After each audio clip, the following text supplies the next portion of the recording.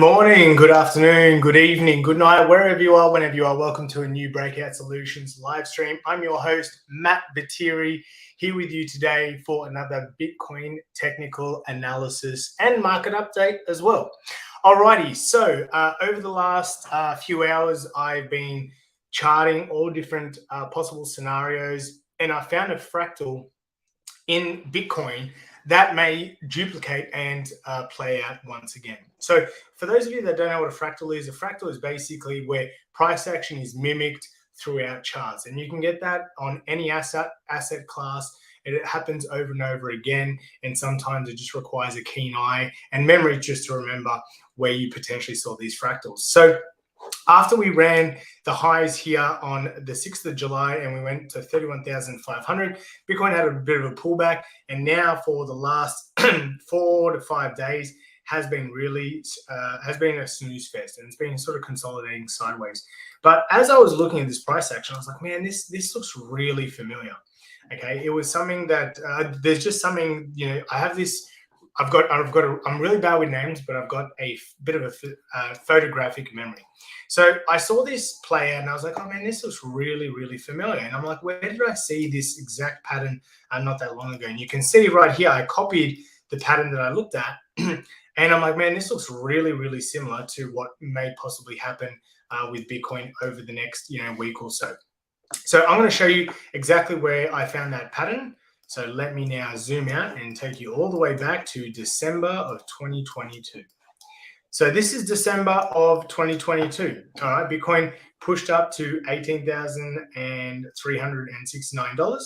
Had a bit of a dump, did a create a bit of a bearish divergence, a lower low but a higher high on many indicators. Performed a ascending triangle, broke down from the ascending triangle, swept the lows. Okay, came down very close to creating a swing value pattern. It probably did on maybe some exchanges where we did go below 16,254, but that's something that I'll need to look at. And then we kind of just had this really slow grind before we popped up to 21,000. So for those of you watching, because there's 5 people watching, and we've got one comment, who we got? G'day, Wasim. For those of you guys watching that use TradingView, the best way to do a fractal is you come down here to the 5th rank row on, 6th rank row right here on the TradingView tools, and you'll find the bars pattern. So all you need to do is you click where you want the bar patterns to start. You click where you want it to end. So I ended it right here on this candle, and it gives you this fractal, right? It's just a drawing of the actual bars. And then from here, all I did was drag it all the way across to the current price action, all the way here in this zone right here. And you can see this bar pattern right here. I think I got it on a different time schedule, but it's exactly the same, right? It's exactly the same right here. Okay, zing, zing, zing. You can see it right here. So I do believe that Bitcoin could possibly be drawing out this same fractal. So this fractal that I saw, especially back here, this was on the 6 hour. You can see the 6 hour. It did take a long time for this to play out. Now, Bitcoin is doing a similar fractal, but it's just on a 1 hour time schedule right here. Okay, so if I now grab this fractal and let me just make it smaller so it just fits the page. Ooh, this is the bad thing when you're playing around with fractals. It can be a bit funny. All right, so let me just grab this fractal. Let me make it smaller so it fits. Okay, so like so. All righty. And we can see that we've got basically a very similar pattern to back in December. All right, so we had the highs. Okay, we came back down. So we had the low here. We did this lower low. We then started grinding. So you can see this low here is right here. Okay, like so. Let me just bring this in a little bit, like so. Okay, it's not obviously to scale, but it's very similar. And fractals they're not 100% accurate, guys. Not 100% accurate, but they're quite accurate.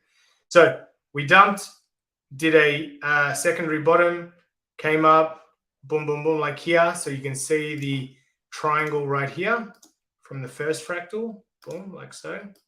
Okay, there was that triangle. We've got this triangle here. We've broken out of this triangle. We're kind of going slow. So what I do expect is that we should possibly get a dip down, grab some liquidity from this low right here, okay, and then boom, and then we just start grinding back up, and then with a possible explosion later this week or possibly early next week. But right now we are seeing everything sort of, well, most indicators showing a little bit we're oversold. So let me just show you a couple of things. So now that I've shown you this fractal, let's look at some of the indicators.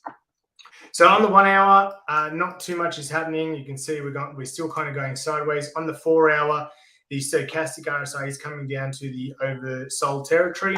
Unfortunately, on market side, we can see the green money flow now turning into the red, which is a little bit concerning. This is why I think we're going to probably sweep the lows one more time, or even maybe this low.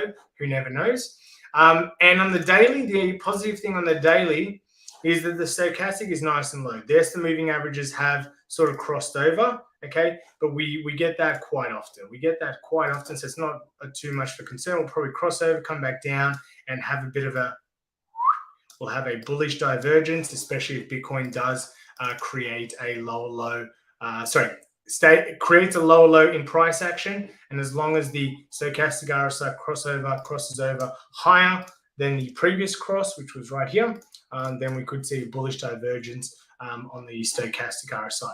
Let me quickly just pop the MACD on, because I know we had a bearish cross not that long ago. Yep. So you can see we had a bearish cross 5 days ago on the MACD. We haven't yet had a real big dump down. So that's why I think that there is a good case for Bitcoin to just level off here and then started to move to 38K. We've got hidden bullish divergence on the 12 hour. You can see the MACD, it's trying real hard. It's trying real hard to curve up. These moving averages are still angled down, but I do think we will possibly get that reversal quite soon. On the 8 hour, okay, we had the stochastic turn bearish. We are about to cross the zero line here with the moving averages. And it's going to probably just take a little bit of time for these moving averages to curve around. So that's why I think this fractal is probably going to come into play, because I'm expecting a little bit more sideways and possibly a bit more down over the coming days until we then finally get that lift off. So Bitcoin doing its Bitcoin things, areas that you need to be aware of locally. If we draw a fixed range profile, we are right now at the value area low of this entire sideways range. So if we do get a daily close sort of below 30,000, that's going to be a little bit cause for concern. You can see on the daily, we did have a daily close, but we pushed back up the following day. So daily close below 29,900 and change is going to be a little bit bearish, and we will need to look at targets below where we are. So obviously the first target, we'll look at reclaiming this high as support. Let's see if it coincides with any fibs. We've got the 382 fib and the 0.5 fib around about there. I can also draw a fib from where we started this exponential run, and you can see that the golden pocket and the 0.5 is also around here. Can I move that to there? Yeah, there you go. You can even draw the fib from here once we had that huge explosive move. Let me go to the 4 hour, see if I can get a better candle. Okay, there we go. Yeah, so that makes a bit of sense right here. So you can see that we had the dip down, and then we had this explosive phase. You can start your fib from this explosive phase right here, and also the local bottom right here. But this one makes more sense. We've got the golden pocket, so we could even have Bitcoin sort of break down. There you go, break down, get the support off the golden pocket and the high that we produced here on the 29th of May, and then start that push to the upside. Then we probably have to look at, okay, is Bitcoin now creating a little bit of a ascending triangle? So, we wouldn't have any huge, drawings, but this is basically what it would look like. You come down, test, come back up, maybe retest the highs again, come back down, and then we have this ascending triangle to then give us higher prices. But look, at the end of the day, I do believe that any pullback is a great opportunity to get into the market. So for those of you watching that are not already invested in the crypto market, not financial advice, but you've heard the saying, buy the dip. So if we do get a good dip, this is a good, opportunity to buy right here at 30,124 because we're at the value area low. But the next best buying opportunity will probably be the 0.5 because we had a little bit of trading action here. And then obviously the golden pocket down at 28,400. So whales are playing whale games. They're trying to defend this this resistance for as long as possible, because you've seen what happens as soon as these tokens break their downtrend, or even this, this horizontal a resistance line, we're going to get an explosive move to the upside. We saw it in Bitcoin Cash. We saw it in Compound. We're seeing it in a few other altcoins that are about to run. A lot of the market is going to have a lot of liquidity pouring into it in the next few months. People are starting to build their positions for the bull market. We know this. We can see by the volume on chain. So big things are around the corner. Until then, we do need to remain patient, right? Something that a lot of you may not know, but Bitcoin tends to go sideways for more times than it goes up and down. When we go up and down, it is quite explosive, right? Explosive move, explosive move, explosive move, and then we go sideways for quite some time. So look, we just need to remain patient. Like, this could go for quite some time still. Hopefully not, but let's draw a trend line from here. These lows, I did have a trend line already created before. No, that's the fib. So let me grab this right here, right there. Okay, we can have, Bitcoin could go sideways for till September, or still struggle to break this range for quite some time. We've got this trend line, really strong trend line. We've got 3 taps. So even if we do break down, worst case from right now, so if Bitcoin was to break down dramatically, I'd look at support at 26,400, right? We've got 3 taps of this trend line. It is quite strong. You could even draw this trend line from here, right? Because we had a little bit of a dip down below. So right here, we're looking at 26,800, 26,500. This will be a zone that I'd be looking at where people will probably start becoming real fearful that we're going to zero, because that's what everyone always thinks. So that would be a buy zone. Change that to green for worst case scenario for Bitcoin.